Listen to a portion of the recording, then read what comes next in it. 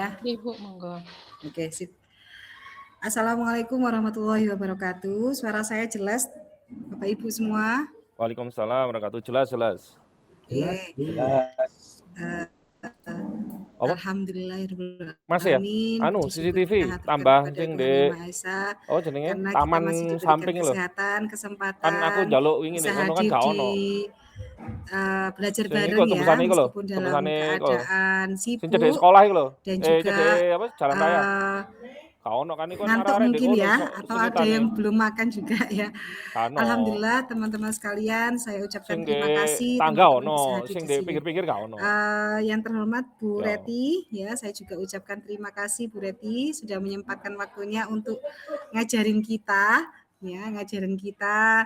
bagaimana menyusun perangkat pembelajaran mendalam khususnya di pelajaran informatika dan KKA ini ya. Baiklah teman-teman, karena ini kita nggak formal ya, maksudnya formal dan nggak formal, jadi kita santai saja.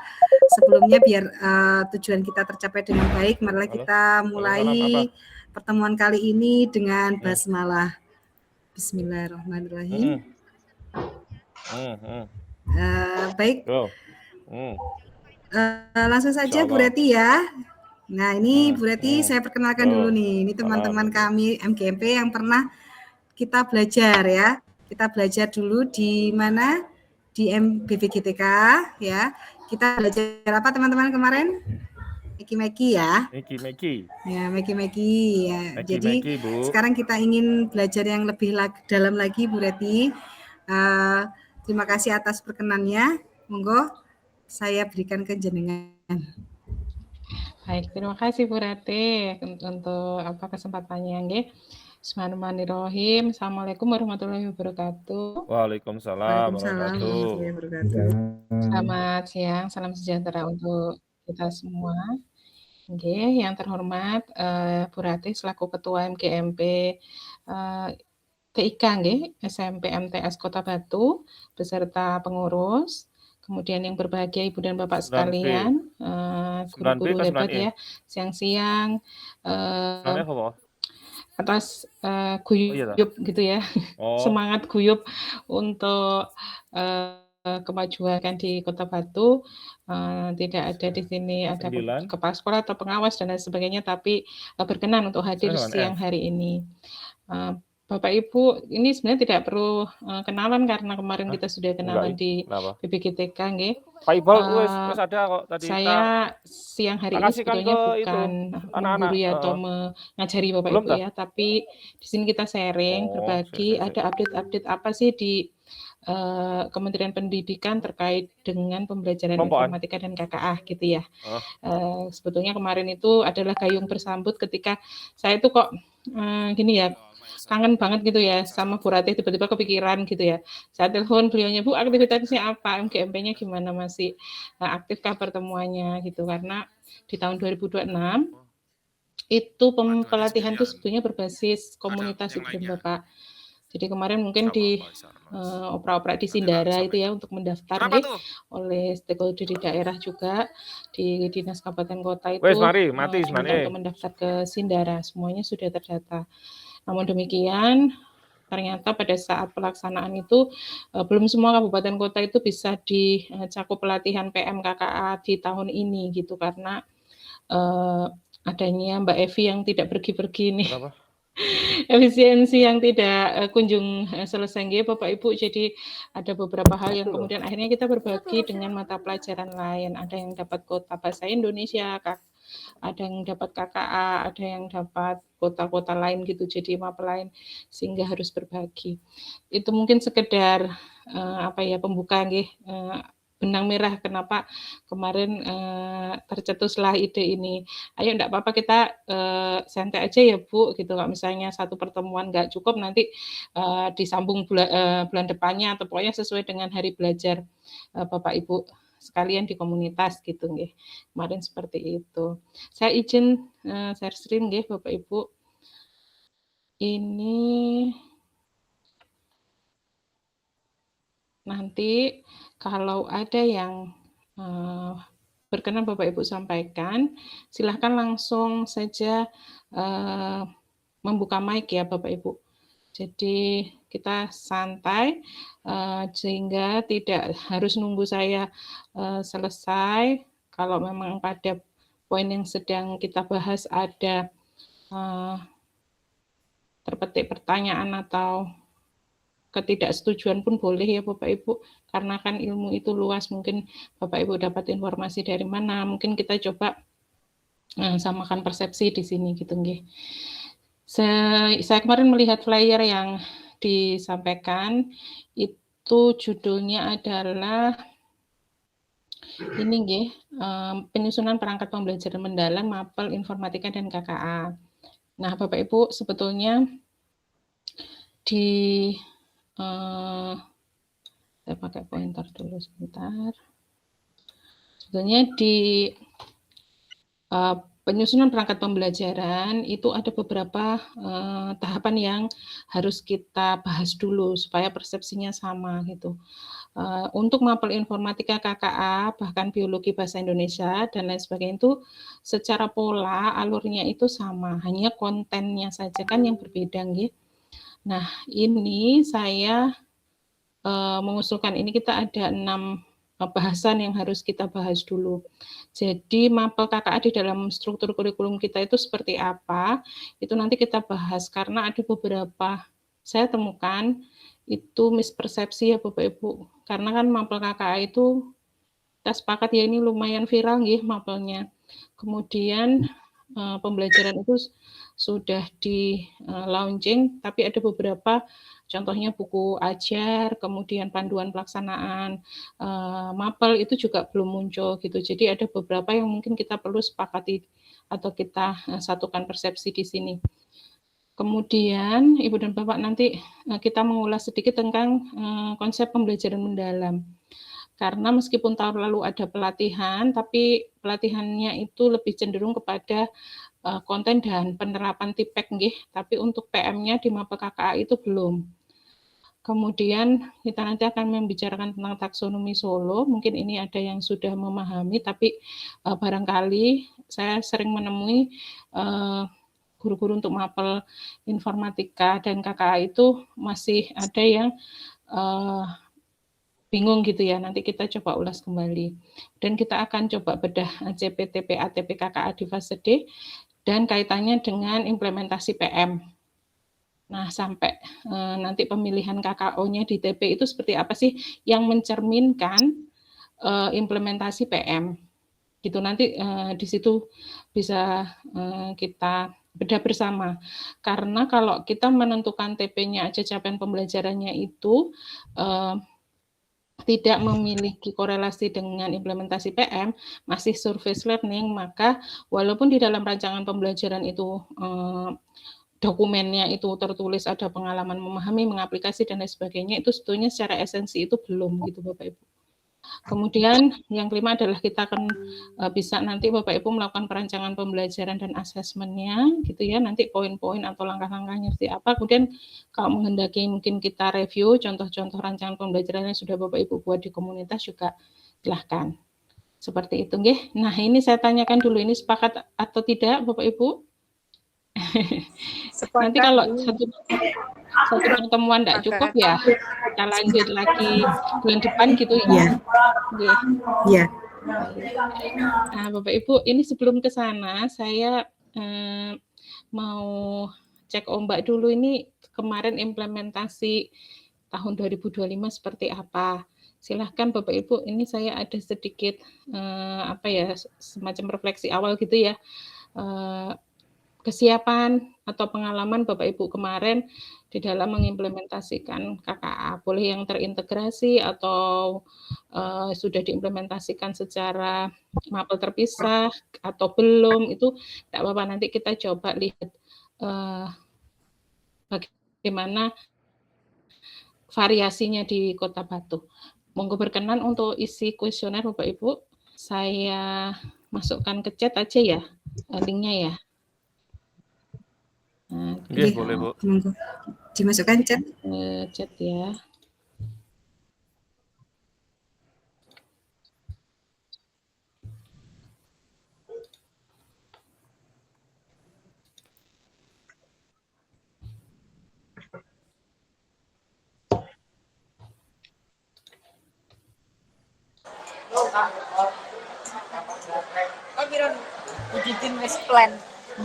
minggu depan. Ini ada beberapa pertanyaan, boleh diisi sesuai dengan pengalaman kemarin. Kita lihat responnya nanti langsung api aja. ya.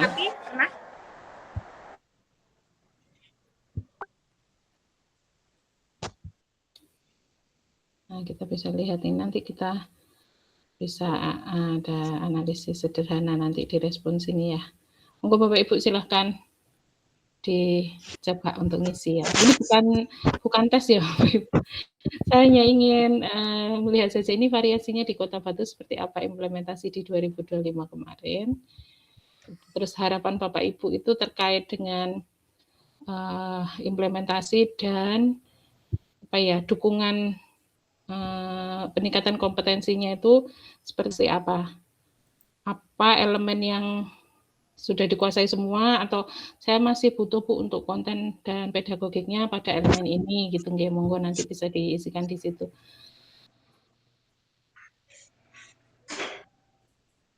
Bisa dibuka nggih Bapak Ibu formnya? Bisa Bu, bisa.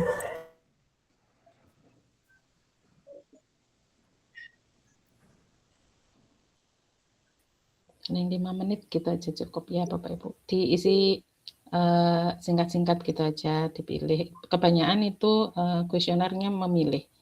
Jadi mungkin tidak butuh waktu yang lama.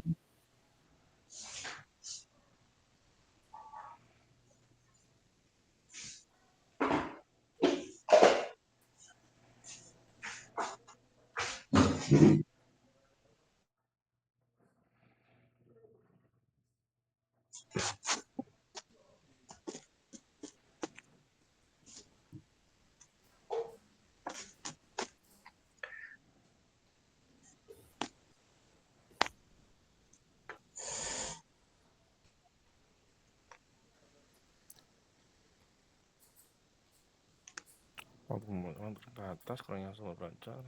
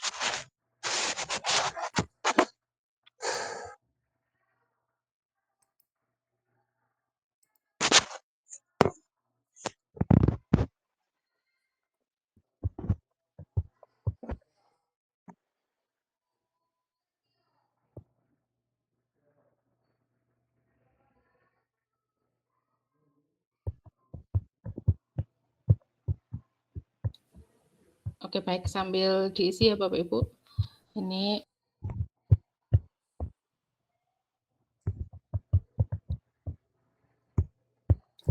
Bapak Ibu di sini ada yang sudah sekolahnya mengimplementasikan KKA secara mapel penuh. Di Kota Batu itu sebagian besar integrasi ya, dengan informatika gitu. Iya. Baik, nanti sambil diisi mungkin kita masuk ke sebentar, ini tampilan saya posisinya.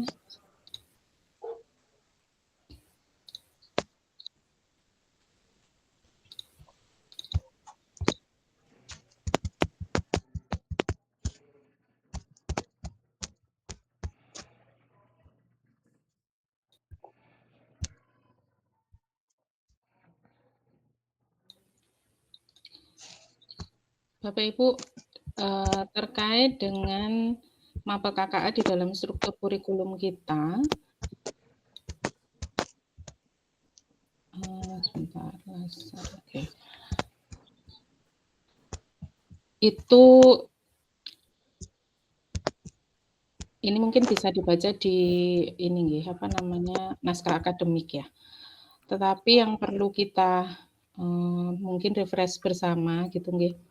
Jadi banyak sekali kegalauan guru terkait dengan implementasi KKA itu karena dalam bayangan kita gitu ya, ada banyak sekali target-target yang ditetapkan gitu ya, entah itu oleh stakeholder gitu, sampai kepada biasanya itu semacam apa ya, pameran gitu ya Bapak Ibu, IoT gitu ya, output akhir yang diharapkan dari implementasi mapel ini itu, peserta didik kita itu dalam bayangannya itu sampai ke sana gitu.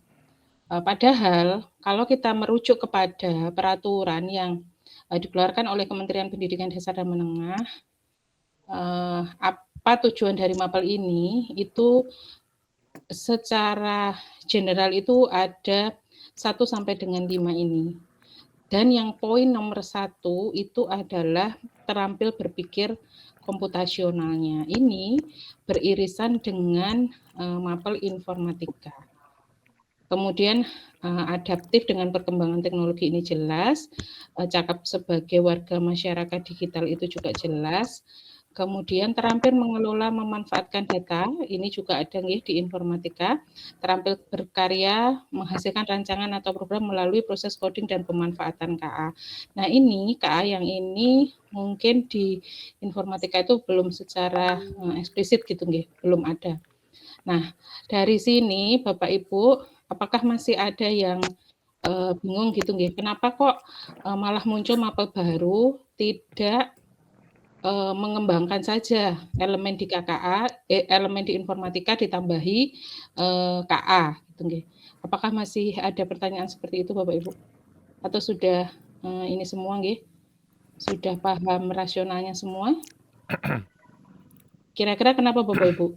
Kenapa malah membuat mata pelajaran baru dibandingkan dengan menambahkan elemen di dalam KKA? Kira-kira kenapa? Ada yang ingin menyampaikan Bapak Ibu? Biar nggak ngantuk ini. Kenapa Bapak Ibu? Mapel informatika itu sifatnya bagaimana Bapak Ibu? Pembelajarannya di sekolah itu sifatnya termasuk ke dalam mata pelajaran yang harus ada gitu nggih? Sebanyak berapa kalau di SMP? Maksudnya rombelnya? Maksudnya apa Bu? JP-nya per minggu? Oh, JP-nya 3 JP 3 untuk JP per informatika minggu. kan? Ya. Yeah. Kalau KKA itu kan 2 JP dan kalau di Kota Batu yang menerapkan KKA mata pelajaran sendiri itu kan di SMP 3 Bu Etis ya. Bu Etis mungkin bisa bercerita Bu Etis, kan sudah ada mapel KKA sendiri, kalau di sekolahnya bagaimana? Oke. Ini sebetulnya mapel KKA itu Bapak Ibu sifatnya itu dibuat pilihan karena pemerintah itu menyadari bahwa SDM-nya itu dan saprasnya itu terbatas gitu nih Bapak Ibu. Kalau diwajibkan dan dimasukkan ke dalam mapel informatika, maka akan menjadi kewajiban bagi seluruh sekolah di Indonesia untuk menyelenggarakan. Padahal ada beberapa kendala, permasalahan, misalnya walaupun di kota, tapi kalau jumlah SDM gurunya itu kurang, itu juga belum bisa terlaksana. Nah, ketika itu dijadikan wajib, maka harus diselenggarakan, seperti itu nggih. Kemudian kalau teknologinya belum memadai, misalnya mapel KKA itu ketika mencapai tujuan pembelajaran terkait dengan prompting, itu kalau tidak ada perangkat yang memfasilitasi, itu kan juga tidak bisa dicapai nggih TP-nya ya, Bapak Ibu. Sehingga hal seperti itu menjadikan mapel KKA ini diadopsi di dalam kurikulum itu dalam bentuk mapel pilihan atau terintegrasi gitu nggih. Salah satu opsinya itu seperti itu. Jadi dibuat terpisah supaya yang sudah siap yang menyelenggarakan seperti itu nggih. Siapnya ini dari apa? Dari Sarana prasarana SDM-nya, dan SDM. dari Sarprasnya gitu nggih. Kemudian juga dari minat dari peserta didiknya. Itu adalah ketentuan yang tertuang di dalam Permendikbud nomor 13 tahun 2025 dan Kepmendikbud nomor 127. Hanya saja beberapa dinas pendidikan, stakeholder daerah dan beberapa mungkin komunitas kepala sekolah gitu nggih, ada yang menginisiasi ini harus dilaksanakan di tahun ini dan lain sebagainya. Nah, itu sebetulnya sifatnya adalah kebijakan lokal Bapak Ibu. Tetapi dasar hukum yang aslinya di dalam Permendikbud dan Kepmendikbud itu adalah gitu nggih. Pilihannya strategi pembelajarannya itu tertuang di sini. Boleh dilaksanakan intrakurikuler, kemudian terintegrasi dengan mapel lain. Kalau ini kan berarti seperti di SMP 3 tadi ya. SMP mana tadi? SMP 4, Bu S. Bu Sinten? SMP 3 itu. SMP 3 itu berarti sudah intrakurikuler, dimasukkan di data Dapodiknya sehingga di e-rapotnya keluar sebagai mata pelajaran terpisah. Nah, ini memang kondisi ideal yang diharapkan. Akan tetapi dengan berbagai macam permasalahan atau kendala masih belum bisa dilaksanakan secara keseluruhan sebagai mata pelajaran pilihan, itu bisa TP-TP tertentu itu diadopsi dan terintegrasi dengan mapel lain. Kemudian kokurikuler, ekskul juga yang ini khusus untuk PAUD, strategi untuk PAUD. Mungkin itu saja nggih Bapak Ibu, karena sudah tahun kedua, ini memang saya menemui di beberapa kabupaten kota itu stakeholder daerahnya memang ingin gitu, dan kemudian ketika ditanya kepala sekolah, Bu, itu ingin nanti di akhir pembelajaran itu kita bisa mempresentasikan karya-karya IoT siswa gitu nggih. Padahal kita kan jenjangnya SMP, Bu, dan lain sebagainya. Nah, itu selalu saya sampaikan bahwa kita di dunia pendidikan ini ada regulasi yang mengatur gitu nggih. Jadi regulasi yang mengatur tentang pembelajaran KKA itu ada di ini tadi, yang nomor 13 dan nomor 27.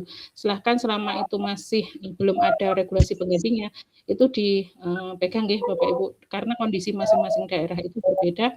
Kalau memang gap-nya itu bisa diatasi sebenarnya, ya monggo bisa dilaksanakan. Apabila belum, dari tahun ke tahun mungkin bisa dikondisikan. Jika memang stakeholder daerah ingin ini dilaksanakan dan kemudian guru itu kelebihan JP gitu ya misalnya, itu kan isunya banyak nggih, kemarin saya dengar itu, Bu, kalau kita kelebihan JP itu bisa jadi nanti Dapodiknya enggak valid, sertifikasinya enggak keluar dan lain sebagainya. Itu kan hal-hal yang mungkin harus benar-benar dipikirkan secara bersama-sama, tidak bisa hanya guru saja yang mencarikan solusi gitu ya. Kemudian Ibu dan Bapak, ini beberapa tantangan pembelajaran coding dan KA ini mungkin kita sudah mafhum bersama nggih. Jadi ini termasuk ini ya Bapak Ibu yang harus kita perhatikan ya, bahwa mapel ini itu meningkatkan resiko penggunaan teknologi. Jadi yang awalnya siswa itu mungkin di rumah dibatasi dan lain sebagainya, dan dengan adanya mapel KKA itu memang beberapa TP itu harus plug gitu nggih. Kalau nggak plug itu TP-nya tidak tercapai. Contohnya ketika kita mengajarkan prompting itu tadi. Nah, prompting sampai kepada dia bisa membuat prompting yang efektif, baik, bisa membedakan output prompting itu kan harus dieksekusi di gadget atau di laptop. Nah, ini membutuhkan SOP nggih, kan ini ya membuat anak-anak ini membawa gadget mungkin. Kalau jumlah labnya kurang dan lain sebagainya, ini bisa berpotensi karena ada beberapa sekolah juga belum boleh membawa gadget. Itu nanti membutuhkan mungkin SOP yang disepakati bersama di lingkungan sekolah tersebut. Itu berarti nggak kelihatan ini slide-nya. Slide-nya Oh, muncul. masih belum masuk ya? Iya. Oke.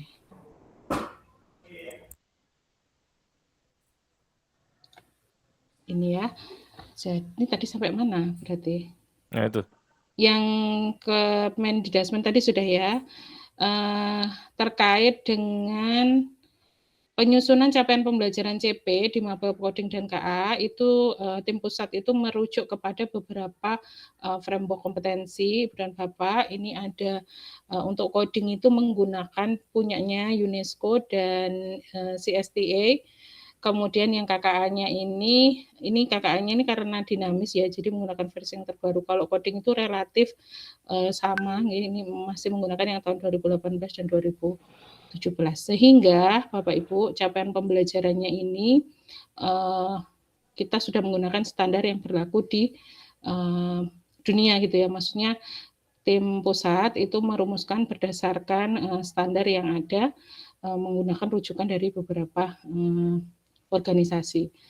Kemudian terkait dengan guru yang mengampu KKA, ini saya sajikan kenapa barangkali Ibu dan Bapak belum dapat informasi ini, guru misalnya kekurangan tenaga dan dinas meminta untuk mengimplementasikan KKA sebagai mapel yang terpisah, itu sebenarnya peluang untuk guru matematika yang masih kekurangan JP itu bisa Bapak Ibu untuk mengampu mapel ini, mapel KKA ini.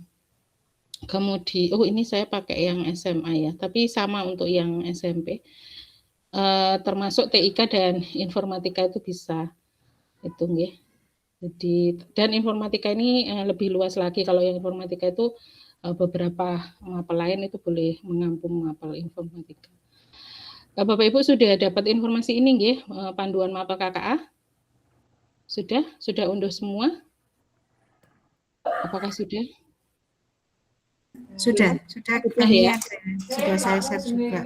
Oke. Ini panduan mapel ini Bapak Ibu dari beberapa pertanyaan ya. Ini ATP-nya seperti apa pembelajarannya dari tahun-tahun sebelumnya itu kan belum ada contoh yang terkurasi gitu nggih. Nah, ini di sini ada beberapa contoh yang ini terhubung dengan atau dibuatkan buku ajar dan buku siswanya itu sudah cocok TP-ATP-nya. Nah, ini saya lihat tapi di CB itu untuk yang kelas 8 itu belum ada. Ini masih kelas 7. Leres nggih? Apakah sudah ada yang berhasil? Iya, masih kelas 7, yang kelas 8 sama kelas 9 masih proses belum ada ya. kurasi, Bu. Masih seharusnya ini kelas 8 harusnya meluncur karena kalau ini sudah tahun kedua itu kan saat ini dari kelas 7 sudah naik kelas 8 nggih. Tapi kita tunggu saja nggih Bapak Ibu. Yang sudah ada ini modul ajar terkurasi di Puskurjar, Bapak Ibu sudah pernah unduh? Sudah pernah buka-buka? Jadi kalau Bapak Ibu bertanya contoh-contoh modul ajar KKA yang sudah mengimplementasikan pembelajaran mendalam dan sudah terkurasi oleh Puskur, itu Bapak Ibu bisa buka ya, bisa unduh di situ. Ada contoh-contoh, sepertinya setiap elemen sudah ada keterwakilan contoh modul ajarnya. Itu di tahun kedua ini memang secara perangkat itu sudah lebih lengkap nggih Bapak Ibu. Jadi Bapak Ibu mengajar nanti. Kenapa ini saya sampaikan walaupun di Batu itu masih terintegrasi dengan KKA nggih, belum seluruhnya atau masih hanya sedikit, tapi dengan Ibu dan Bapak memahami CPTP KKA itu mengintegrasikan ke informatikanya itu ada guide-nya ya Bapak Ibu. Ada ada panduannya gitu. Sejauh apa dan potensi untuk yang diintegrasikan itu di TP mana saja itu bisa dilihat di sana. Karena seringkali saya jumpai di beberapa kegiatan ketika kami meminta contoh rencana pembelajaran gitu yang informatika yang kan katanya diintegrasikan dengan KKA gitu ya. Nah, itu TP-TP-nya itu masih lama Bapak Ibu. Jadi bahkan tidak berubah. apa ya, tidak sesuai dengan TP Informatika yang baru itu ya, CP Informatika yang baru. Maka dari itu kami informasikan Bapak Ibu ketika ingin mengintegrasikan KKA dengan informatika, pastikan untuk melihat di sini ya, panduan mapel, di situ sudah ada capaian pembelajaran dan tujuan pembelajarannya yang diharapkan dicapai. Seperti itu. Jadi pakai panduan ini saja sebenarnya sebagai angka awal itu sudah cukup. Tapi ketika ini sudah komunitas dan ingin mengembangkan modul ajar sendiri, tentu itu lebih baik karena kondisi setiap daerah kan beda-beda. Kalau yang ini kan mungkin disusun dalam kondisi mungkin situasi-situasi yang ideal. Contoh misalnya siswa kita itu inputan di SMP-nya itu tidak sama. Ada yang SD-nya sudah mengenal hardware, ada yang belum, dan lain sebagainya. Itu tentu berpengaruh ke dalam rancangan pembelajaran Bapak Ibu sekalian. Seperti itu. Nah, sekarang kita masuk ke PM nih Bapak Ibu. Untuk yang kurikulum ya, itu apakah Bapak Ibu ada yang masih ingin disampaikan atau kita mau bahas? Mungkin terkait dengan kegiatan apa? Monggo teman-teman, Bapak Ibu, silakan curhat dulu. Ya, silakan Pak Irul. Ya, silakan, monggo. Ya, selamat siang Bu Reti. Oke, selamat siang Pak Irul. Ya, Bu Reti, tadi disampaikan di awal-awal untuk sekolah-sekolah yang memang sudah mengadakan KKA ini secara terpisah, itu harus memadai labnya, artinya bisa menyediakan keperluan-keperluan untuk pembelajaran KKA. Nah, yang ingin saya tanyakan, kriteria lab yang dikatakan memadai atau siap untuk pembelajaran KKA itu seperti apa, Bu Reti? Itu Bu Reti, terima kasih. Terima kasih Pak Khairul. Sebetulnya ini permasalahan sebelumnya itu bukan kebanyakan itu bukan di kecanggihan teknologinya Pak Khairul, tapi jumlah labnya. Jadi karena KKA, karena kan informatika itu sendiri itu kan membutuhkan akses ke lab nggih Bapak Ibu. Nah, laboratorium itu seringkali digunakan untuk berbagi dengan mapel-mapel yang sudah ada. Nah, dengan adanya KKA ini kan berarti otomatis ada tambahan 2 JP ya kali rombel yang akan menggunakan lab tersebut gitu nggih Pak. Nah, itu pengaturan jadwalnya itu apakah mencukupi seperti itu, Pak? Kalau secara hardware-nya itu yang canggihnya seperti apa? Sebetulnya kalau di KKA itu kalau kita lihat di kontennya itu kan banyak membutuhkan ini nggih, perangkat yang ideal yang mungkin kalau platform yang dipakai untuk pemrograman itu Scratch ya berarti yang bisa menjalankan Scratch gitu ya. Atau kalau misalnya mau unplug di awal itu mungkin berbagi dengan KKA penjadwalannya. Kalau yang ideal seperti apa sebenarnya memadai yang dibilang itu bisa jadi dari sisi jumlah Pak Khairul. Kebanyakan itu misalnya satu sekolah itu labnya hanya 2 misalnya nggih, dan rombelnya banyak. Nah, KKA ini nanti pasti akan menggeser atau membutuhkan slot waktu kan nggih, Pak. Leres nggih. Saya sering menemui itu di SMP dan SMA itu kendalanya seperti itu. Mungkin kalau secara canggih itu tergantung kepada platform yang mau kita gunakan, Pak. Ya. Kalau pengolahan data itu kan di SMP itu masih bisa menggunakan spreadsheet sederhana ya Pak. Masih bisa, jadi pakai Excel juga masih bisa gitu nggih. Memang tidak terlalu canggih atau wah, tapi jumlahnya itu Pak, apakah mencukupi untuk memberikan akses kepada anak-anak berbagi dengan mapel yang lain. Itu nggih Pak. Iya, ya, terima kasih Bu Reti untuk penjelasannya. Kalau bisa saya ambil kesimpulan menurut saya sendiri, kesimpulannya selama penjadwalan itu masih bisa dilakukan antara mata pelajaran KKA dengan informatika atau pembelajaran yang lain selama masih bisa berlangsung berarti bisa ya Bu, nggak ada masalah Betul. begitu ya. Betul Pak. Oke. Nggih. Terima kasih Bu Reti penjelasannya. Nggih. Sami-sami Pak. Nggih, matur nuwun. Nggih. Nggih, sama-sama. Kita santai saja ya Bapak Ibu, curhat juga boleh. Barangkali dari situ nanti kita dapat ide atau inspirasi ya. Berbagi. Jadi di tempat Bapak Ibu, jumlah guru aman nggih Bapak Ibu? Kalau di sekolah kami memang nggak bisa kita terapkan KKA Bu, yaitu tadi karena jumlah gurunya ya. Kalau di Bu Etis mungkin bisa cerita Bu Etis, atau dari PGRI 1, PGRI 2. Nanti Ini memang ada yang namanya sama dengan saya ya? Ada. Ada ya, Reti, Bu salam kenal Reti. Bu Reti. Saya sangat jarang Ada Bu menemukan Izin. namanya sama Bu dengan saya. Nggih, sami. Nggih. Monggo, Ini Bu Etis bisa cerita mungkin Bu Etis di mana belum bisa. di SMP 3 pelaksanaan KKA-nya bagaimana? Enggak apa-apa kalau belum bisa open mic Bu Etis. Atau mungkin bisa cerita teman-teman yang sudah kemarin kan kita sudah pelatihan KKA nih ya.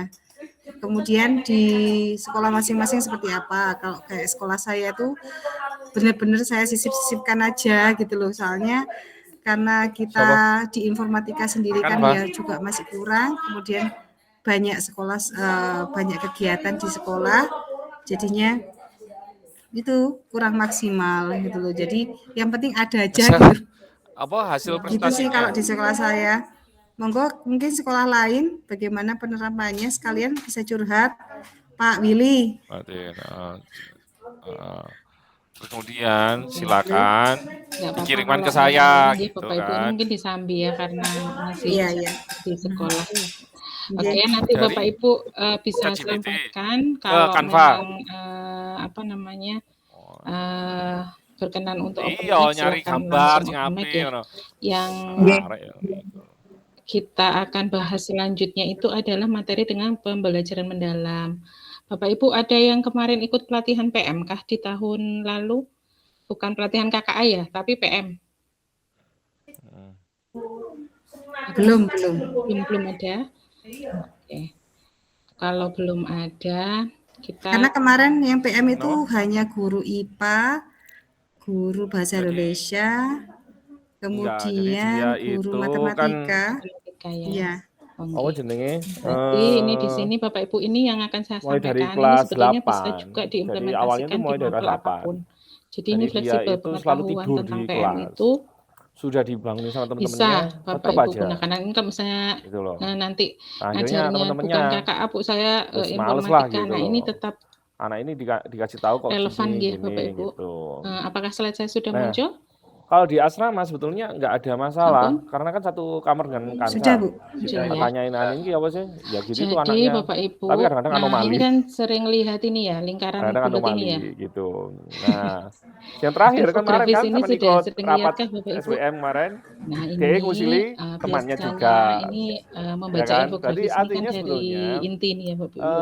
apa Dari ya? inti pembelajaran mendalam ini Permulaan tujuannya permasalahannya adalah adalah ya untuk dia dari kelas 8 menciptakan atau sudah mendukung seperti itu, perwujudan diberitahu dari temennya profil juga kesulitan dan temennya akhirnya lulusan kita enggan ya, untuk dimensi profil lulusan berteman. kita, Ya kemarin anak-anak 17-an peserta aja didik ya kita, gitu. murid-murid kita. Temennya Itu ngumpul-ngumpul jumlahnya dia ya itu sendirian. ada 8. Lah kamu enggak, Jadi kalau kita kita perbandingkan duduk di sini dengan aja.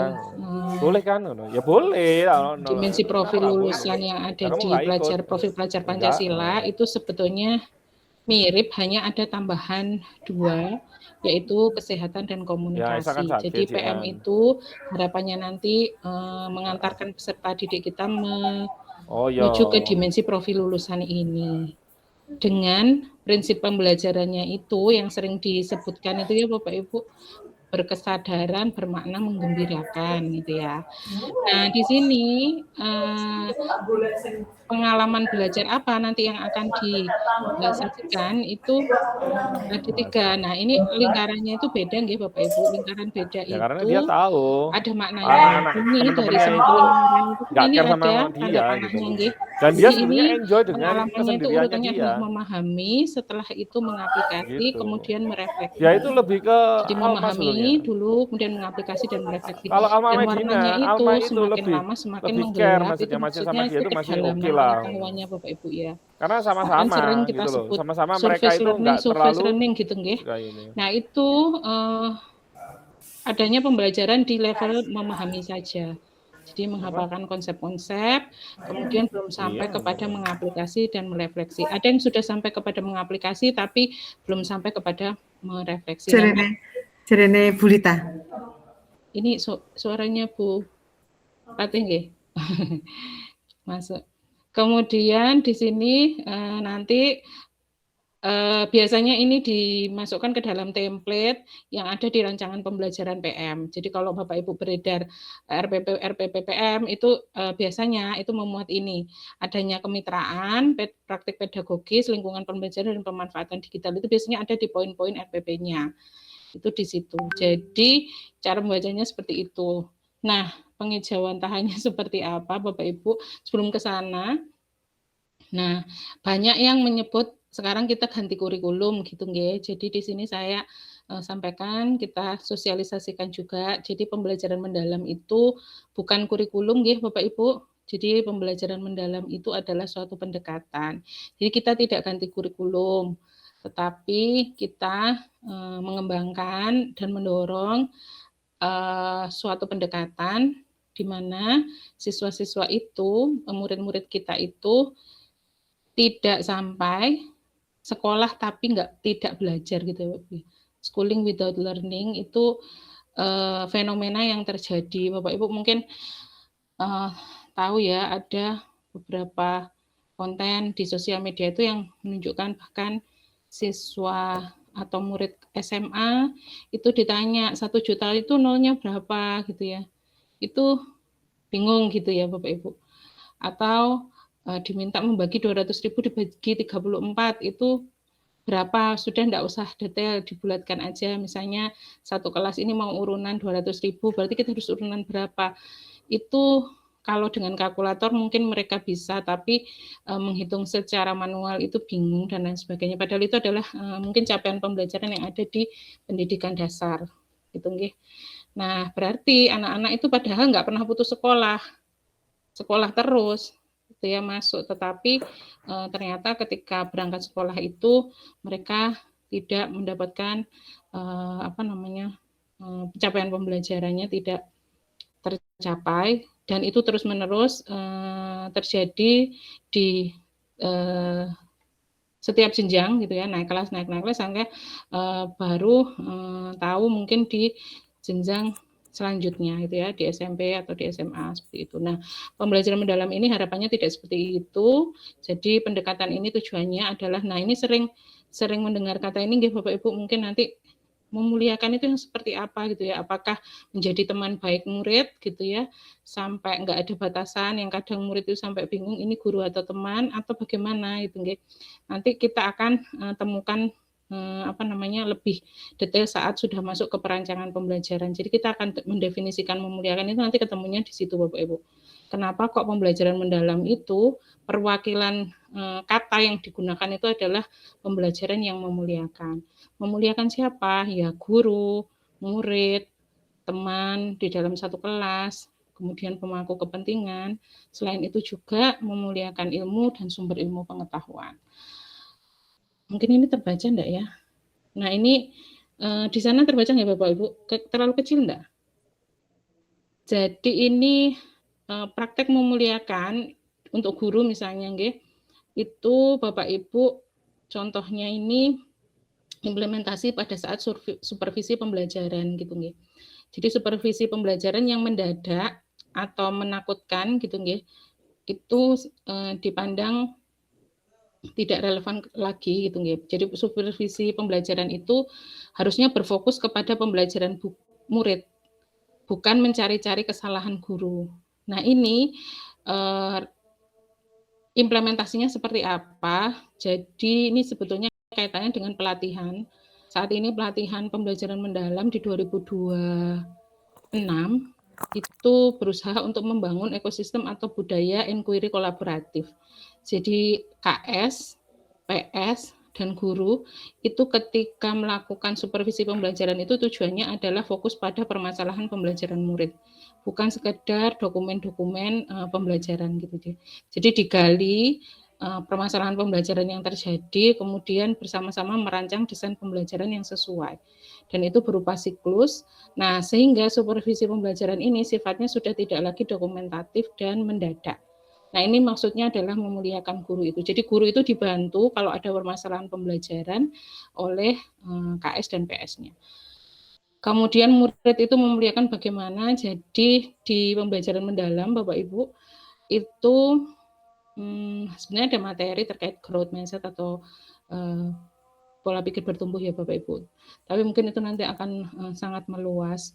Tapi memuliakan murid di sini itu maksudnya adalah jadi Bapak Ibu itu memberikan ruang anak untuk gagal Bapak Ibu. Jadi ketika anak itu gagal di dalam ruang kelas itu tidak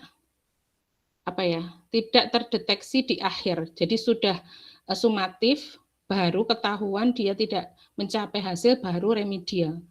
Tetapi ruang kelas itu didesain bahwa di setiap pertemuannya ketika anak itu tidak mencapai TP, itu guru harus melakukan intervensi.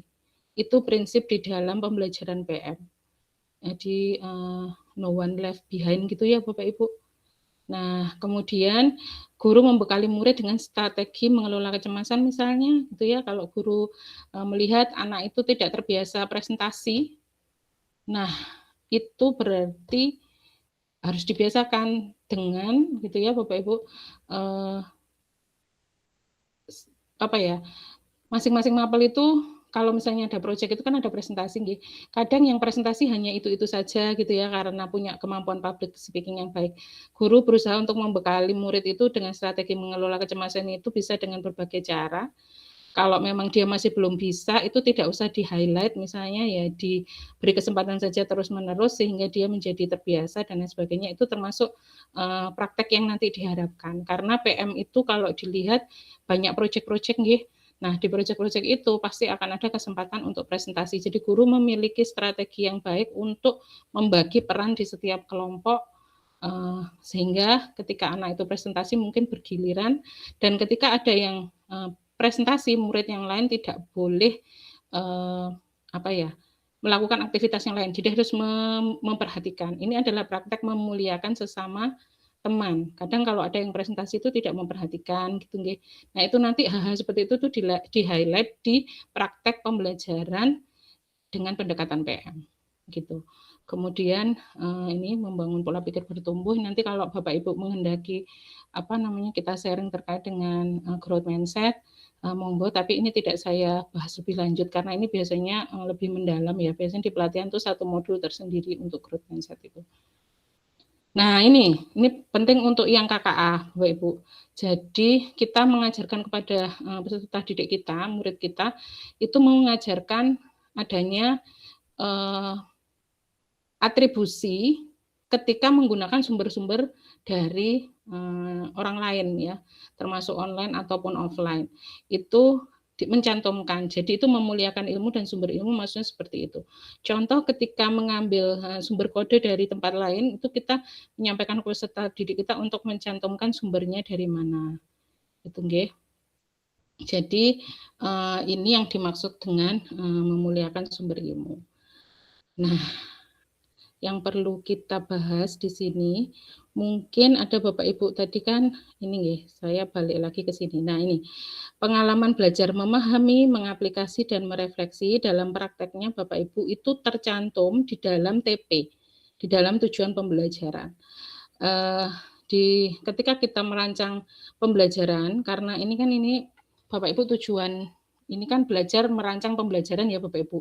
Nah, merancang pembelajaran itu kan kalau misalnya TP-nya itu belum sampai kepada TPPM, maka Bapak Ibu itu sudah langkah awal yang nanti akan menyulitkan Bapak Ibu sendiri. Jadi dari merancang rancangan pembelajaran dengan mengimplementasikan PM itu dimulai dari menyusun TP yang PM. Itu nggih. Jadi pengalaman saya mendampingi guru-guru itu seringkali TP-nya itu ditentukannya memang surface learning gitu. Karena TP-nya surface learning ya sudah aktivitasnya pasti karena apa? Misalnya siswa hanya mencapai pada pemahaman konsep awal. Tapi diharapkan bisa merefleksi. Akhirnya refleksinya ini tersesat ke refleksi pembelajaran. Apa yang kamu rasakan pada saat setelah selesai seperti itu. Padahal merefleksi di sini itu bukan maksudnya adalah refleksi pembelajaran. Oke. Jadi kita masuk ke sini. Nanti kalau bingung langsung tanya nggih Bapak Ibu. Saya kalau tidak dipancing pertanyaan nanti akan bablas. Nggih. Jadi kita kupas yang pertama nggih, di dalam PM ini sangat penting sekali nggih untuk ini karakteristik pengalaman belajar memahami itu apa gitu nggih. Itu Bapak Ibu bisa melihat dari sini. Siswa itu nanti ketika levelnya murid itu memahami, itu mereka akan memahami kurang lebih ada 3 jenis pengetahuan ini ya Bapak Ibu. Pengetahuan esensial, pengetahuan aplikatif, dan pengetahuan nilai dan karakter. Pengetahuan esensial itu biasanya terkait dengan core dari keilmuan itu.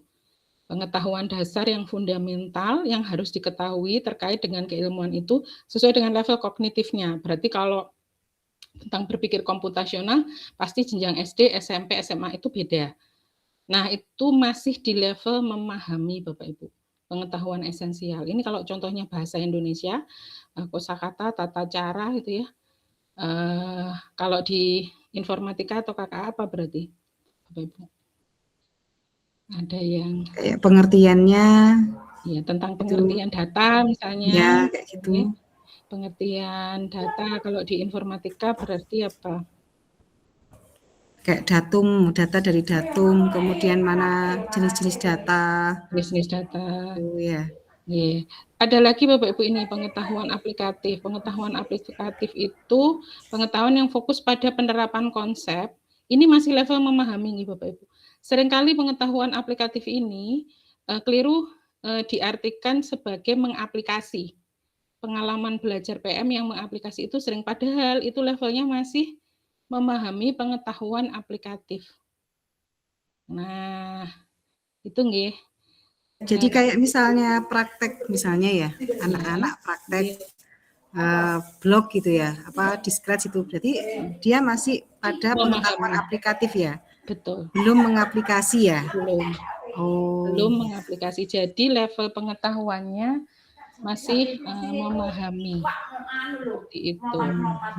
Ini contoh praktek yang dipandu guru gitu Kak Bu? Betul, betul. Jadi mempelajari prosedur sesuatu, misalnya di Scratch itu kalau mau menambahkan if seperti ini gitu ya. Mau menambahkan variabel itu seperti ini. Nah, itu masih termasuk dalam pengetahuan aplikatif. Jadi belum mengaplikasi. Nah, kalau pengetahuan karakter itu tentu kita sudah tahu nggih. Jadi kalau di informatika itu biasanya terkait dengan etika-etika ya Bapak Ibu. Kan ada penggunaan sosial media itu nggih.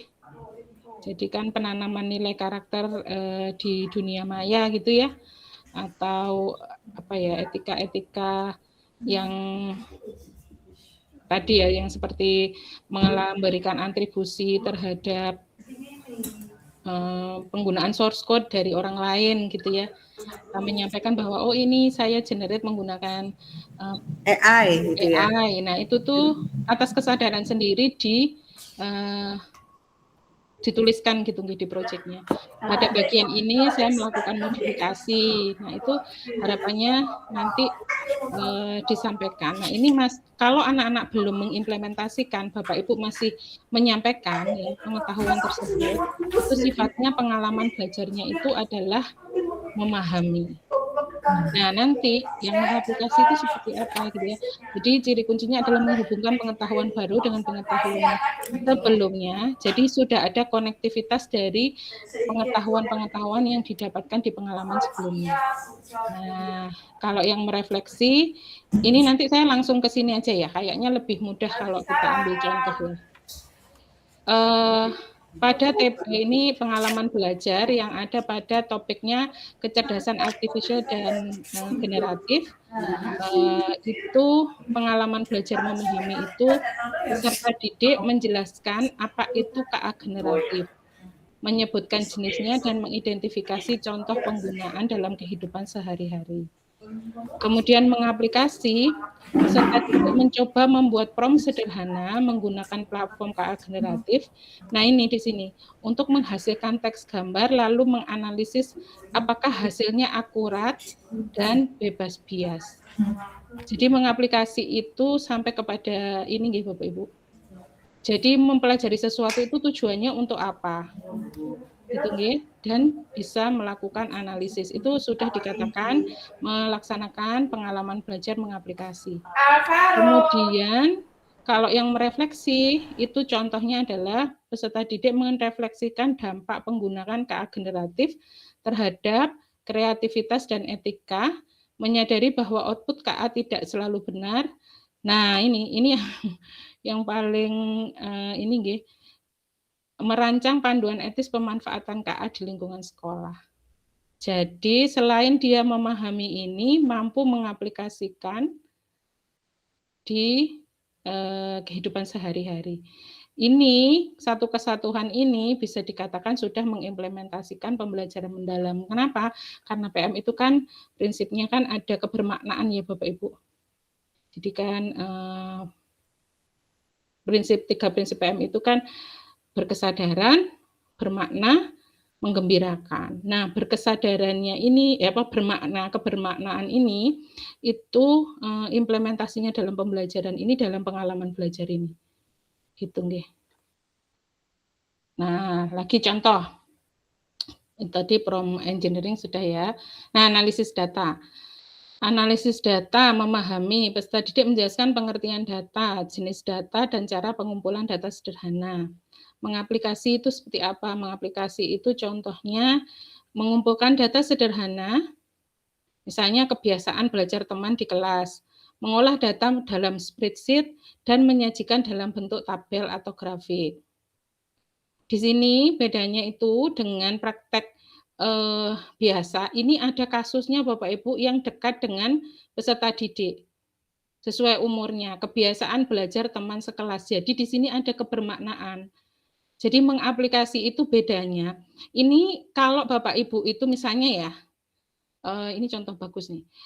Mengajari anak-anak untuk menggunakan VLOOKUP dan HLOOKUP, kemudian membuat tabel dan grafik misalnya.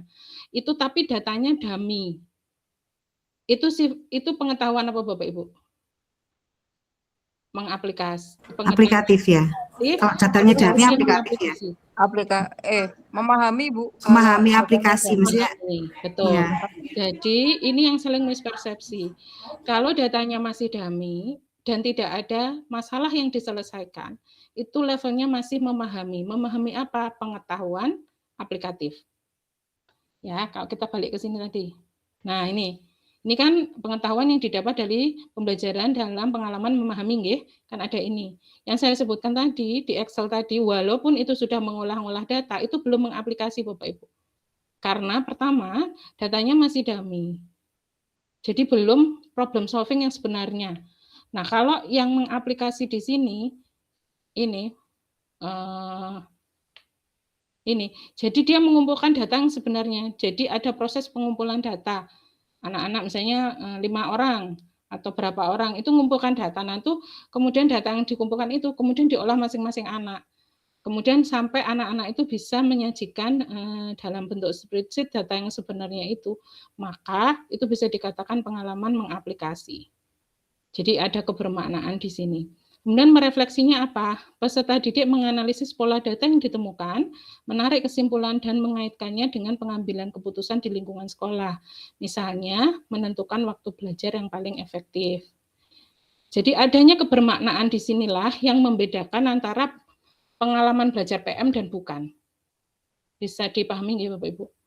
Meskipun kasusnya sederhana, Ya, misalnya simpel gitu ya, bukan masalah kayak yang berat seperti misalnya kita ngambil data timbulan sampah dan lain sebagainya, tapi itu dummy gitu misalnya.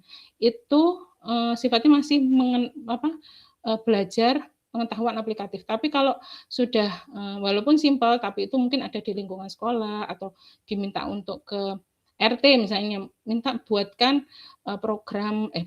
buatkan catatan Excel untuk Pak RT gitu ya misalnya, dan mereka tanya gitu kepada RT-nya masing-masing buku tamu di bulan itu, kemudian dia ketikkan, dibuatkan yang rapi seperti itu masih masuk ke dalam pengalaman belajar PM karena real ada kontekstualisasi dari pembelajarannya.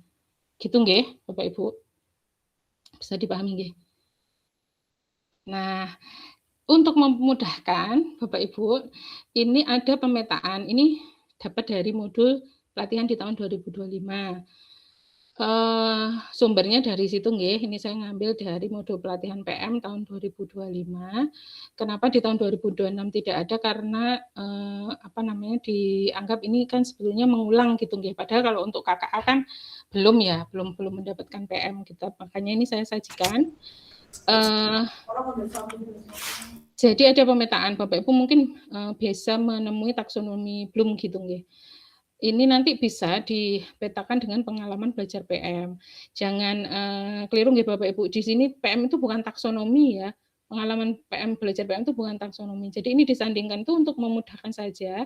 Kalau Bapak Ibu itu tujuan pembelajarannya nanti itu siswa memahami pengetahuan multistruktural dan unistruktural di dalam taksonomi Solo, itu levelnya masih memahami. Ini nanti kita bahas setelah ini. Nah, kalau di Bloom itu berarti mengingat, KKU-nya mengingat dan memahami. Itu pengalaman belajar PM yang memahami. Mengaplikasi itu berarti ada di taksonomi Solo relasional, itu di Bloom adalah menganalisis dan menerapkan.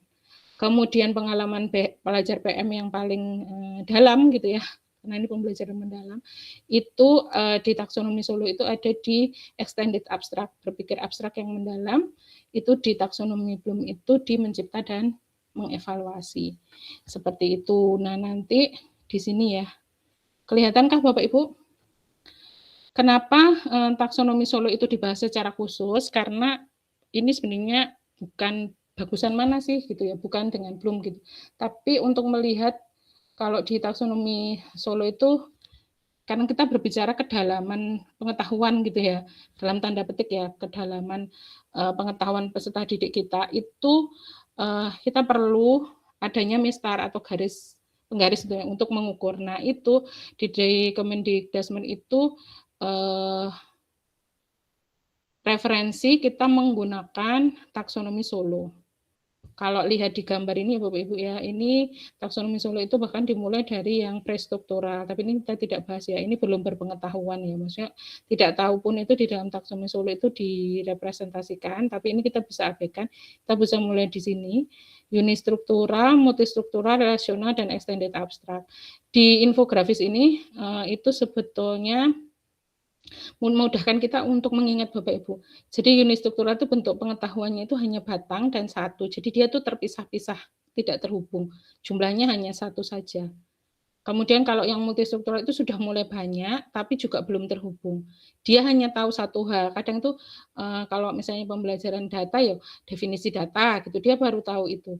Tapi di sini sudah tahu definisi data. Kemudian nanti di sini ada lagi pengetahuan yang lain. Apa data itu biasanya, sandingannya dengan konsep apa, tapi belum terhubung, masih terpisah-pisah sendiri-sendiri. Nah, baru yang relasional ini ada keterkaitannya. Nah, kalau yang extended abstrak itu dihubungkan dengan domain pengetahuan lain diterapkan. Maka itu biasanya di implementasi PM itu seringkali kita itu berkolaborasi dengan mapel lain. Gitu. Supaya pertama kan ada kokurikuler nih Bapak Ibu, jam kokurikuler itu tujuannya untuk itu.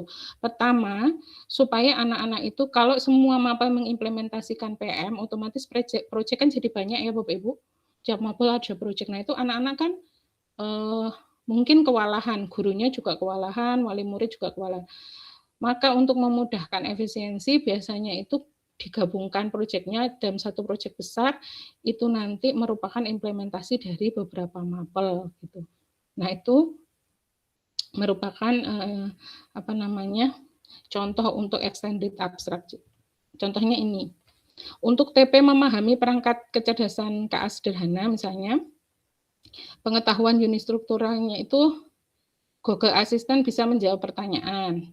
Filter di Instagram itu pakai AI, ChatGPT bisa bikin tugas. Ini adalah contoh-contoh hasil refleksi pada saat pembelajaran itu levelnya di tingkatan unistruktural. Kalau yang TP-nya misalnya memahami konsep himpunan data terstruktur. Data itu angka-angka di tabel. Daftar nama teman itu adalah contoh data. Nilai ulangan itu juga data. Itu baru unistruktural. Pada TP membedakan fakta dan opini. Hoax itu berita bohong. Fakta itu benar, opini itu pendapat orang. Nah, nanti kita akan bandingkan. Kalau yang multistruktural bagaimana? Pada memahami perangkat kecerdasan KA sederhana. Filter Instagram itu bisa mendeteksi wajah, menambahkan efek, dan mengubah latar belakang. Ini keterkaitannya dengan yang ini tadi ya. Filter di Instagram itu pakai AI. Kalau anak sudah bisa, filter Instagram itu bisa mendeteksi wajah, menambahkan efek, dan mengubah latar belakang. Itu berarti masuk ke multistruktural. Kalau di data bagaimana? Di data tadi kan data itu berupa angka-angka di tabel. Multistrukturalnya data bisa berupa angka, teks, gambar, atau suara. Data bisa disusun dalam bentuk daftar, antrian, atau tumpukan. Stack ya. Nah, contoh antrian orang mengantri di kasir. Contoh tumpukan itu adalah tumpukan piring. Ini sudah masuk ke multistruktural Bapak Ibu. Di pengalaman belajar apa ini di tingkat unistruktural dan multistruktural, di PM itu masih memahami. Di sini yang memahami Bapak Ibu ada yang ingin didiskusikan? Monggo. Jelas ya? Lebih jelas dengan contoh-contoh? Iya, Bu Rahma tadi kayak mau ini ya. Kurang 7 menit lagi Bu Rahma. Silakan kalau mau ini. Ya, asik ini kayak. Silakan Bu. Yang ini dulu ya, yang memahami pengalaman belajar ini. Apakah ada yang ingin didiskusikan? Ya, berarti kalau dari unistruktural dan ke multistruktural itu apakah maksudnya anak itu apakah harus sampai multistruktural atau bagaimana? Maksudnya tingkatan misalnya kelas 7 itu cukup unistruktural saja. Kemudian kelas 8 apakah sampai atau kelas 9 baru multistruktural atau bagaimana? Itu bagaimana penerapannya, Bu? Oke, baik. Ini Bu Rate, ini kalau dari PM di setiap elemen di akhir fase D ya, itu harapannya itu fase D itu berarti sampai kelas 9, kelas 9 gitu. Iya. Itu harapannya itu sampai kepada merefleksi, Bu. Karena kan di mapel itu kan elemennya itu kan bisa dipecah-pecah menjadi ATP ya Bu Rate. ATP-nya satu fase itu kan sampai fase D ya. Nah, nanti bisa dibagi-bagi. Kalau di buku panduan Bapak Ibu itu sudah sampai kepada mengaplikasi. Sudah sampai rata-rata sudah sampai mengaplikasi. Ada beberapa TP itu yang sudah sampai merefleksi. Nah, itu disesuaikan dengan kemampuan kognitif di usia itu gitu, Bu Rati. Kalau yang PM itu harapannya itu sedapat mungkin mencapai ke pembelajaran merefleksi. Karena kan adanya prinsip kebermaknaan itu loh, Bu. Nggih. Kalau sebenarnya Bapak Ibu multistruktural dan unistruktural ini kan pasti ya.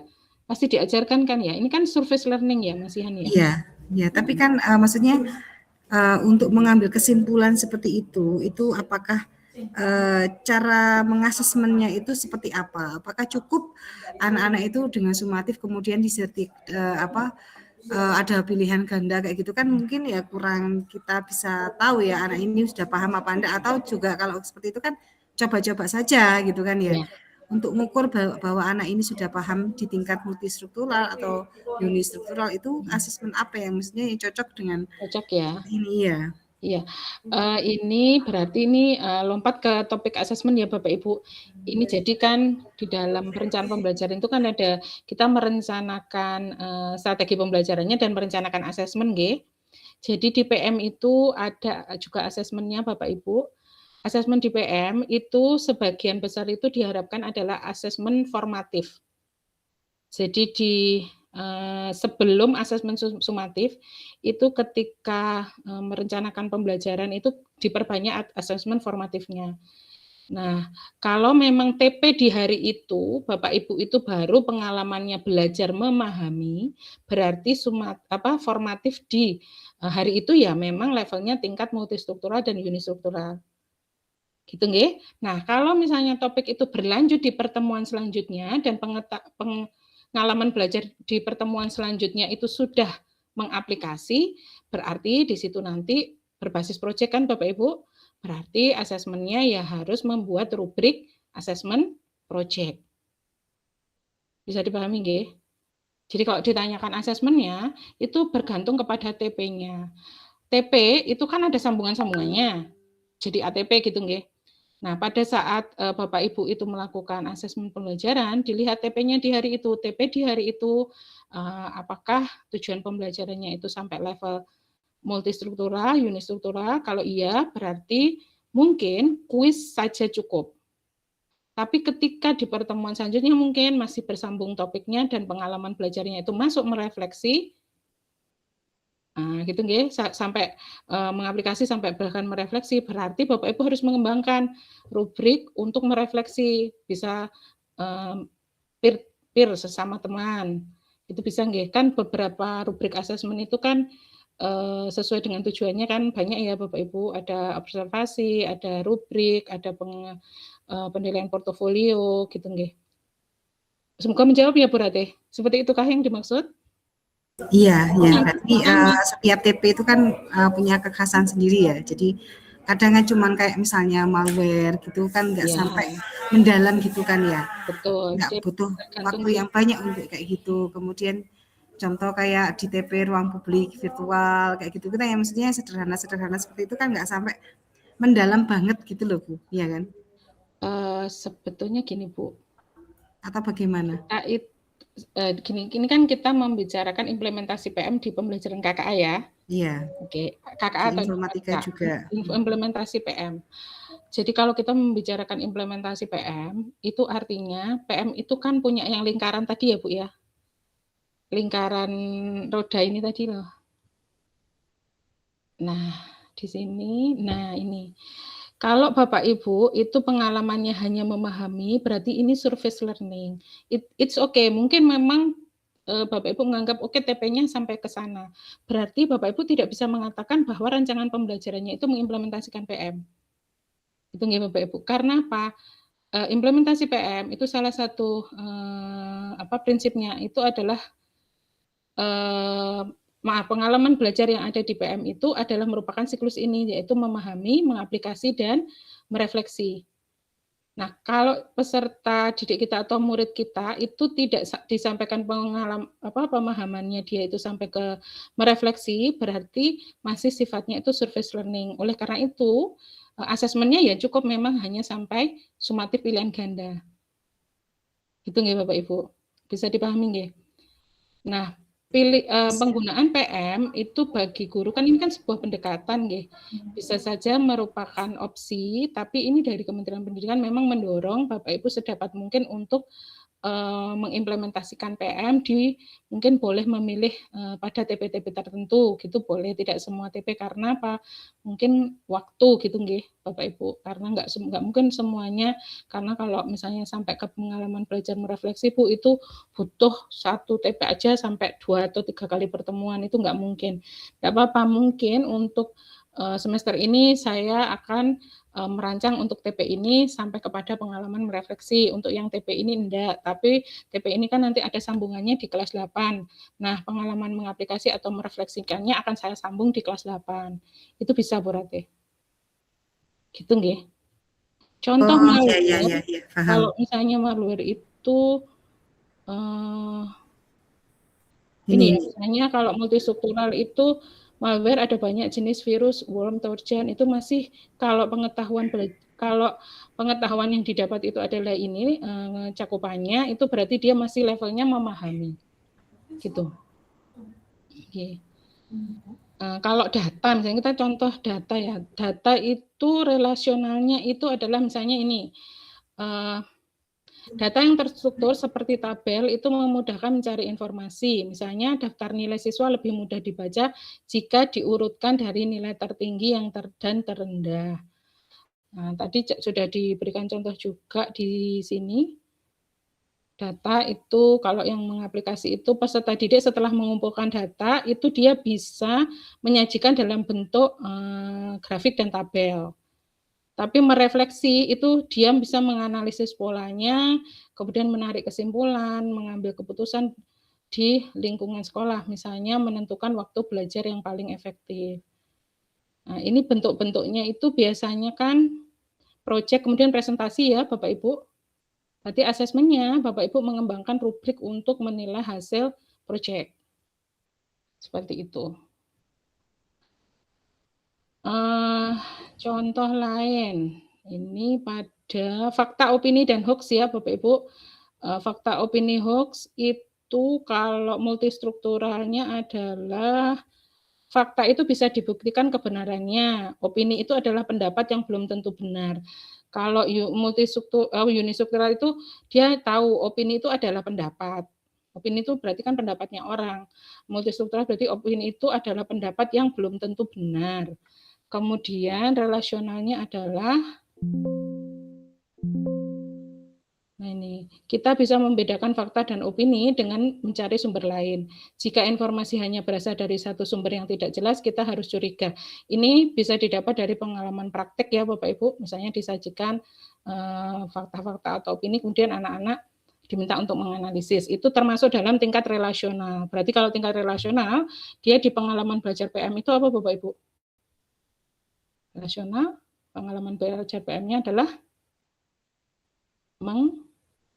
memahami ya, mengaplikasi. Mengaplikasi, Bu. Jadi ini, nah lihat ini. Kalau sudah relasional, kita Solo, itu berarti dia pengalaman belajarnya mengaplikasi. Ini nanti Bapak Ibu kan biasanya kalau membuat rancangan pembelajaran itu kan kalau PM itu sering rajin ya ditulisi memahami. Iya, betul. Itu kadang saya baca, lah iki kabeh memahami kok sudah ditulis. Karena apa? Karena konsep-konsep ini mungkin masih ada mispersepsi. Iya, kita mungkin dapatnya seperti itu, Bu. Betul, sebetulnya membuat rancangan belajar PM itu tidak perlu apa ya? Banyak tempelan-tempelan memahami mengaplikasi itu. Kalau misalnya Bapak Ibu sudah mengimplementasikan ini, itu tanpa ditulisi pun orang baca sebetulnya kalau paham konsep PM itu pasti sudah tahu, oh ini PM gitu Bapak Ibu. Ya. Jadi bahkan Bapak Ibu tulisi ini memahami, tapi itu sebetulnya kalau dibaca itu peserta didik itu aktivitasnya tidak cocok, itu sebetulnya masih memahami gitu ya. Iya. Gitu, okay. Nanti cirinya mungkin di pertemuan selanjutnya ya. Jadi nanti kita akan bedah buku panduan.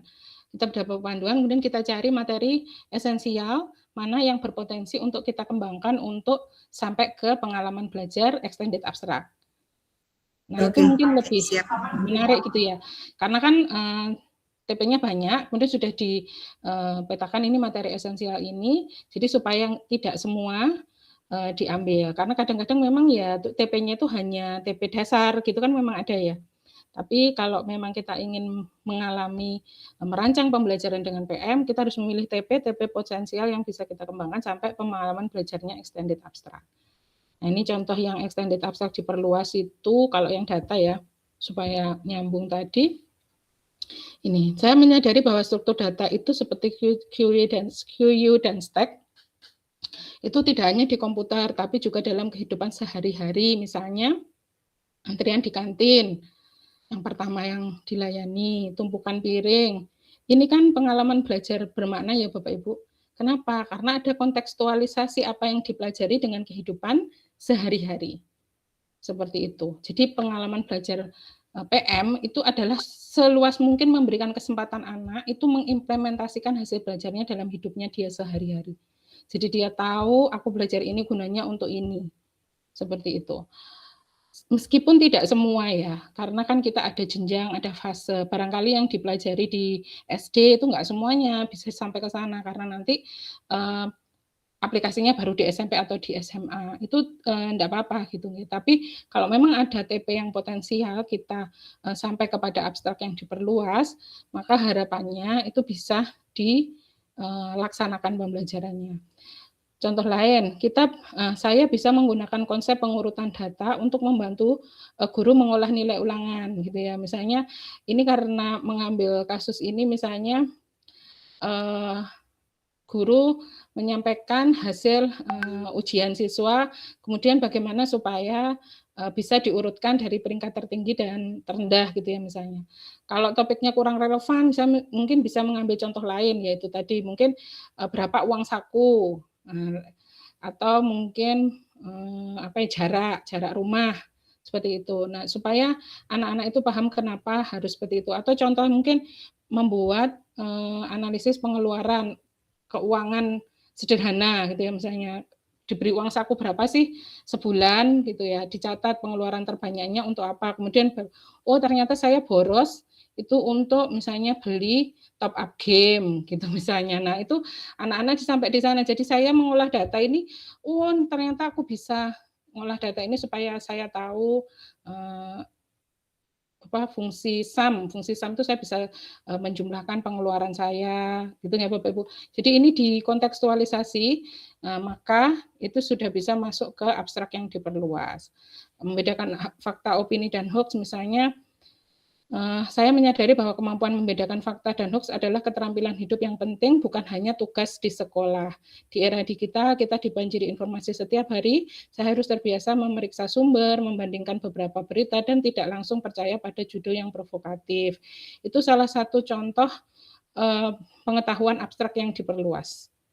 Itu. Jadi sampai kepada itu. Jadi tidak hanya bisa membedakan ini fakta dan hoax, tapi dia sadar apa sih dampaknya dalam kehidupannya, gitu ya. Sebenarnya apa yang harus dilakukan ketika di dunia ini sudah ada banyak fakta dan hoax. Itu berarti kalau anak-anak sudah sampai merefleksi ke sana, berarti itu sudah PM. Karena tingkatnya itu sudah sampai abstrak yang diperluas. Itu kalau kita lihat di sini, berarti ini kemampuan pengalaman belajar merefleksi. Jadi merefleksi itu bukan ditanya misalnya, hari ini gimana, kamu belajar apa, itu refleksi pembelajaran ya Bapak Ibu. Tapi refleksi yang dimaksud di pengalaman PM, ini adalah kalau kita lihat ini, di sini. Jadi adanya pengetahuan-pengetahuan yang sudah diaplikasikan dan dihubungkan dengan kontekstualisasi di dunia nyata ini. Ya, pengalaman merefleksi itu maksudnya seperti itu. Seperti itu Bapak Ibu. Saya mohon maaf lambat 8 menit. Ya, gak kerasa ini. Kayaknya banyak lagi yang mau kita gali lagi ya kayaknya bulan depan ya Bu Reti. Nanti bisa share presentasinya itu Bu ya, buat kita baca-baca ya. Boleh. Bapak Ibu, kita sifatnya ini terbuka ya, bahan presentasi saya itu saya kumpulkan dari beberapa modul ya, modul KKA, ya modul PM tahun 2025, 2026. Jadi ada juga dari buku panduan dan lain sebagainya. Nanti ketika di situ Bapak Ibu menemukan ada yang mengganjal, mungkin bisa disampaikan di pertemuan selanjutnya, gitu, monggo. Terus kemudian saya tidak langsung merencanakan pembelajaran ini seperti apa, ini langkah-langkahnya. Itu gampang Bapak Ibu, tapi seringkali saya itu mendampingi itu karena konsep PM-nya kurang kuat. Jadi itu hanya menambah-nambahkan kata di RPP-nya. Jadi RPP yang sudah ada itu ditambah-tambahi, aku loh wis melaksanakan, memahami, mengapa. Padahal sebetulnya kuncinya itu sebenarnya kalau saya garis bawahi itu sebenarnya awal Bapak Ibu menentukan TP itu sangat penting. Nah, TP itu kan ditentukan dari ATP.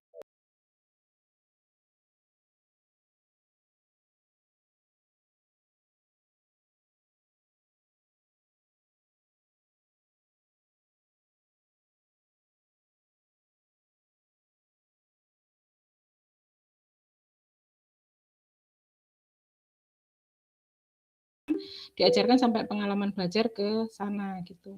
Misalnya tentang BK, berpikir komputasional di kelas 7 tidak. Kenapa? Karena masih menguatkan literasi digital, Bu, gitu misalnya. Karena anak-anak, nah enggak apa-apa gitu Bapak Ibu. Tapi Bapak Ibu tahu bahwa ini nanti anak-anak itu akan sampai kepada pengalaman belajar yang kontekstual di kehidupan mereka.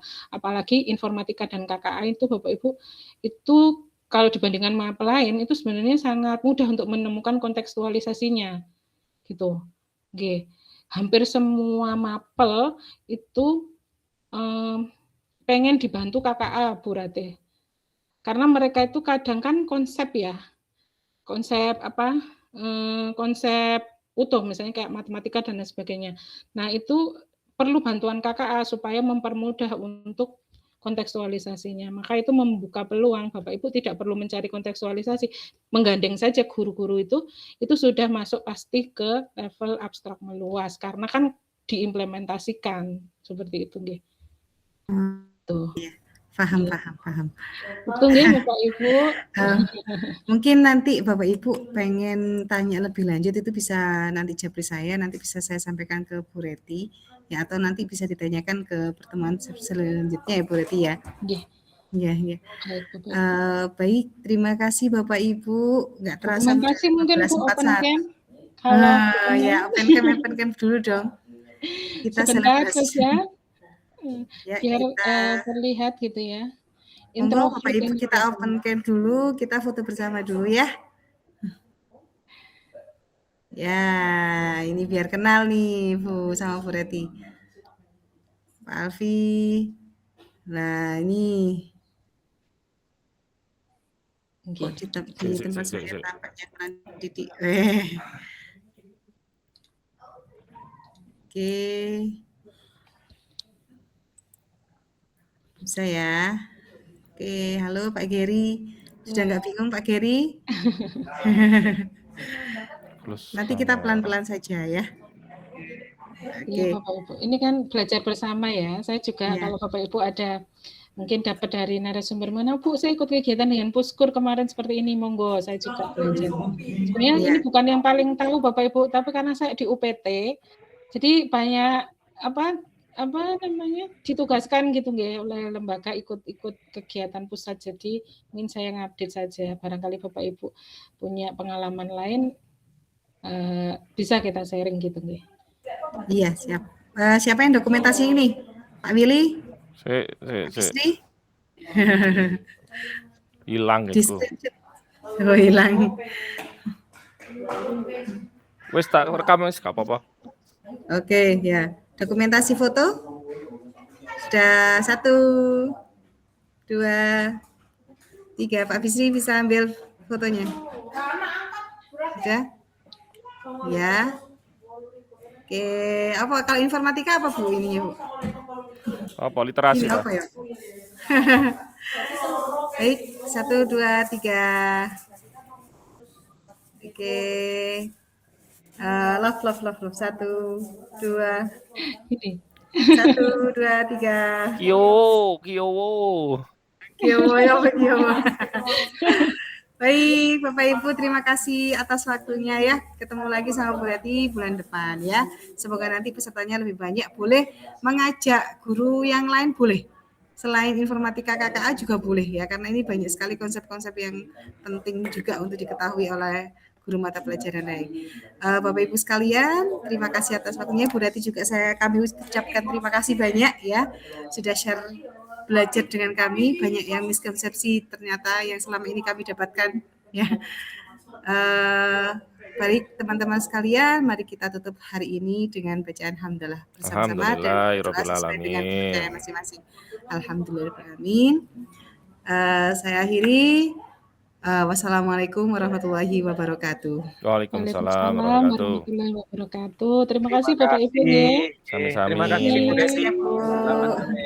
Selamat sore, mohon izin live. Mohon. Terima kasih. Ya, aku jemput TW. Aku TW pisan.